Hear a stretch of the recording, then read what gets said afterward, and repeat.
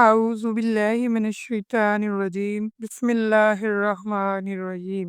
السلام علیکم ورحمۃ اللہ وبرکاتہ۔ کیا آپ جانتے ہیں کہ جنت کے 8 دروازے ہیں؟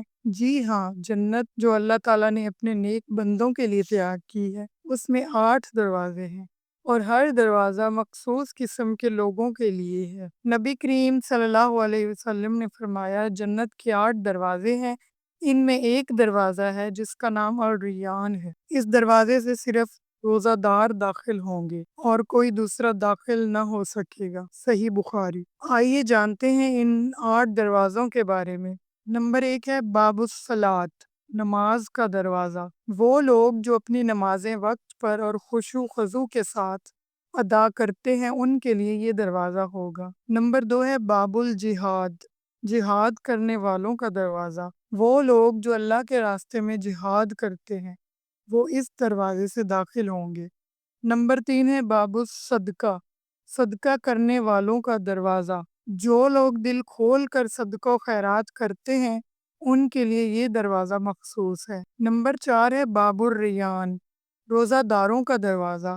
جیسا کہ حدیث میں ذکر ہے، صرف روزہ رکھنے والے اس دروازے سے داخل ہوں گے۔ نمبر 5 ہے باب الحج، حج کرنے والوں کا دروازہ۔ حج اور عمرہ کرنے والوں کے لیے یہ دروازہ مخصوص ہے۔ نمبر 6 باب الکاظمین الغیظ، غصہ ضبط کرنے والوں کا دروازہ، یعنی غصہ پی جانے والوں کا دروازہ۔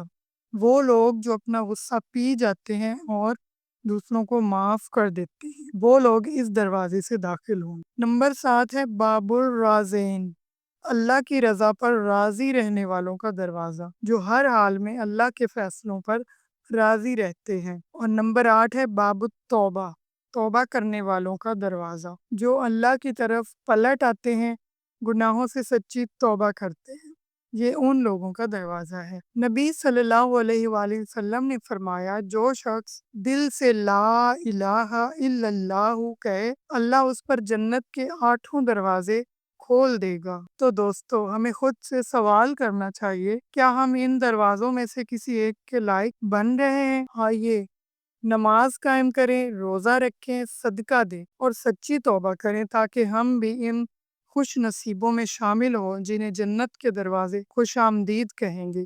اللہ ہم سب کو جنت الفردوس عطا فرمائے۔ آمین یا رب العالمین۔ جزاکم اللہ خیر۔